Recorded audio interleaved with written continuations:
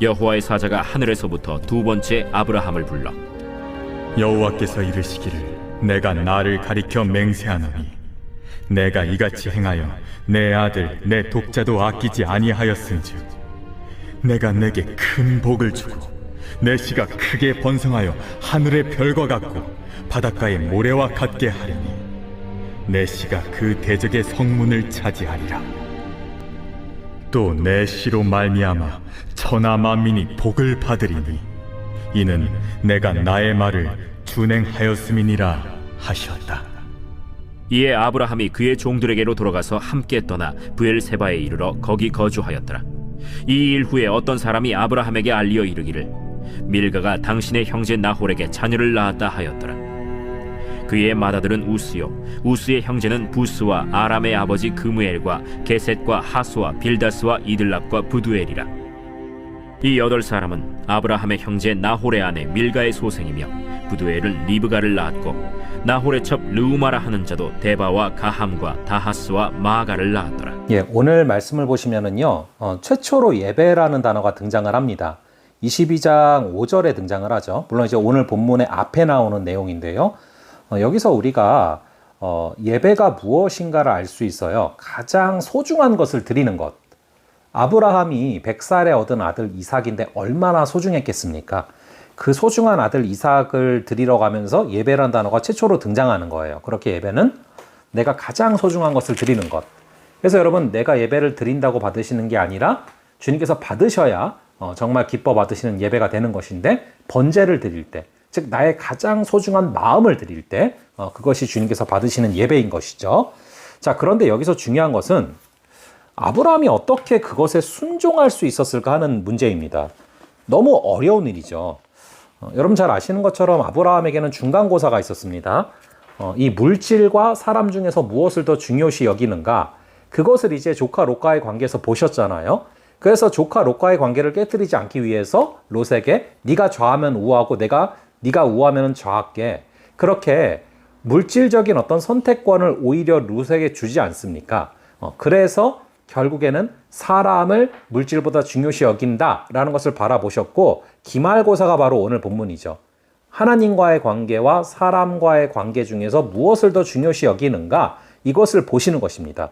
여기서 아브라함은 100살에 얻은 아들 이삭을 바치라는 하나님의 명령에 순종을 하면서 나아갑니다. 그런데 이것을 어떻게 과연 인간적으로 순종할 수 있었을까? 이게 어려운 일 아닙니까? 근데 히브리서에서는 이것을 정확하게 이렇게 설명을 하고 있습니다. 히브리서 11장부터 보시면은 이렇게 나와 있어요. 17절에 아브라함은 시험을 받을 때 믿음으로 이삭을 드렸대요. 그는 약속들을 받은 자로 돼 그 외아들을 드렸느니라. 자, 믿음으로 드렸대요. 이 순종을 믿음으로 했어요. 근데 어떤 믿음이냐? 그에게 이미 말씀하시기를 너의 자손이라 칭할 자는 이삭으로 말미암으리라 하셨으니, 즉 이 약속을 기억하고 있었던 거예요. 아브라함은 너로 하여금 너의 자손을 정말 별처럼 많게 할 거다. 근데 누굴 통해서요? 이삭을 통해서. 이걸 기억하고 있었던 것이죠. 그러므로 지금 바치라고 하셨지만 19절에 보면은 그가 하나님이 능히 이삭을 죽은 자 가운데서 다시 살리실 줄로 생각한지라 비유컨대 그를 죽은 자 가운데서 도로 받은 것이라. 그러니까 아브라함은 이 이삭을 바치라고 했지만 바쳐도 다시 살리실 거라고 믿은 거예요. 아니면은 하나님이 분명히 이삭을 통해서 수많은 자손들을 허락하셨으니까 이삭을 결국에는 죽이지 않으실 거다라는 것을 믿은 거죠. 자, 이렇게 하나님의 약속을 정확히 믿었기 때문에 이 순종이 가능했다라는 거. 여러분, 이것을 바라보면서 우리가 오버랩되는 게 있어요. 그래서 그것을 믿고서 결국에는 나무를 지고서 쭉 산으로 올라가잖아요. 이게 무엇이 오버랩됩니까? 십자가를 지시고 골고다 언덕으로 올라가시는 예수님이 이렇게 우리가 오버랩이 되죠. 여기서 하나 또 중요한 것은요, 또 두 번째 질문은, 그러면은 이제 입장을 바꿔서 이삭의 입장에서, 여러분 여기서 이삭이 20살이 훨씬 넘은 청년이란 말이에요. 근데 어떻게 번제단에 바치는데 가만히 있었을까? 어떻게 죽기까지 순종할 수 있었을까? 이거죠. 여러분들이 이삭이라면 이게 가능하겠습니까? 여러분, 여기서 우리가 알 수 있는 것은요, 또 예수님이 떠오릅니다. 예수님께서도 죽기까지 하나님께 순종하셨잖아요. 근데 그렇게 죽기까지 순종할 수 있었던 이유가 있어요. 여러분, 하나님의 아들 예수님이 십자가에 달리시기 전에, 그 길로 걸어가시기 전에 하나님께서 뭐라고 하셨습니까? 세례 받으실 때 나타나셔서 이는 내 사랑하는 아들이요 내 기뻐하는 자라. 예수님은 하나님께 충만한 사랑을 받으셨어요. 그러니까 죽기까지 순종할 수 있었던 거예요. 그래서 알 수 있는 게 아브라함이 아들을, 이 이삭을 정말 너무 사랑한 거예요. 너무 사랑하니까 그 사랑을 받은 자라서 죽기까지 순종할 수 있었던 것이죠. 여러분, 우리가요, 정말 이게 가득 마음에 차 있어야 이 욕심을 버릴 수 있고, 가득 마음에 차 있어야 우리가 내려놓을 수 있는 거잖아요.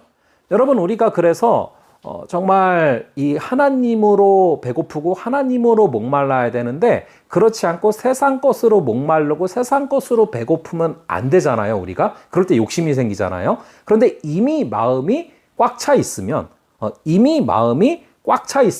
더 이상 그런 것들에 목말라지 않는다라는 거예요. 근데 주님의 그 사랑으로 충만하면, 주님의 사랑이 꽉 차 있으면 우리가 죽기까지 순종도 가능하다라는 것이죠. 그래서 20살이 훌쩍 넘은 아들이 어떻게 가만히 있었을까? 죽기까지 순종을 했을까? 아브라함한테 엄청나게 사랑을 받았다라는 걸 알 수 있어요. 우리 역시도 하나님께로 받는 그 사랑으로 말미암아, 그 충만한 사랑을 받음으로 말미암아 죽기까지 순종할 수 있는 역사가 있기를 바랍니다. 자, 이후에 20절부터 24절에 보면 좀 생뚱맞게 족보가 들어가 있죠. 이게 왜 들어가 있냐면은 이 족보 가운데 23절에 보면 리브가가 나오잖아요. 이 리브가 때문에 이 족보가 나오는 거예요. 이 시험을 거친 후에 결국 이삭도 이 시험에서 통과되면서 죽기까지 순종하고 나서 결국에는 아내를 얻게 되는데, 그 아내가 바로 이 리브가잖아요. 그래서 이것을 미리 준비하고 계셨다라는 것들을 바라보게 됩니다. 자, 그래서 여러분, 우리가 정말 아브라함이 정말 죽기까지 이 순종할 수 있는 이 아들 이삭을 바칠 수 있었던 것은 믿었기 때문이다. 하나님의 약속을 믿었기 때문이고, 이 이삭도 정말 하나님께 충만한 사랑을 받았기 때문에 순종할 수 있었다라는 것을 기억하면서 오늘 하루의 삶이 하나님께 죽기까지 순종할 수 있는 그런 삶이 되기를 간절히 바랍니다. 잠시 기도하겠습니다. 아버지 하나님, 가장 소중한 것을 드리는 것이 예배다라는 것을 다시금 바라봅니다. 우리의 가장 소중한 것을, 마음을 하나님께 드리며 나아갈 수 있게 하여 주시옵소서. 특별히 아브라함이 어떻게 이삭을 바쳤는지 다시금 바라봅니다. 이 아브라함은 하나님이 주신 약속을 믿었고, 이삭을 통해서 수많은 자손들을 허락하실 것이다라는 약속을 믿었기에, 그것을 알았기에 확신 있게 담대하게 하나님의 명령에 그대로 나아갔음을 바라보게 됩니다. 우리에게도 하나님의 말씀을 믿음으로 말미암아 우리가 순종할 수 있는 마음을 허락하시고, 아버지, 또 이삭이 정말 하나님께 순종한 것처럼, 그리고 우리 예수 그리스도께서 하나님께 죽기까지 순종하신 것처럼, 아버지, 우리도 순종하며 나아갈 수 있기를 간절히 바랍니다. 그리고 그 순종할 수 있는 마음에는 하나님께 충만히 받은 그 사랑, 정말 아브라함이 너무나 이삭을 사랑해 줬기에 그 충만한 사랑으로 말미암아 정말 죽기까지 순종할 수 있는, 자신을 내려놓을 수 있는 아버지 그 은혜가 임했음을 바라봅니다. 우리 하나님의 사랑을 느끼고 하나님의 사랑을 충만히 받음으로 말미암아 우리도 주님께 순종할 수 있는 그 마음, 순종할 수 있는 그 하루 되게 하여 주시옵소서. 주님의 사랑이 우리로 하여금 순종할 수 있는 힘을 허락하여 주실 줄로 믿사오며 이 모든 말씀 예수님의 이름으로 기도합니다. 아멘. 예, 그럼 또 다음번에 뵙도록 하겠습니다.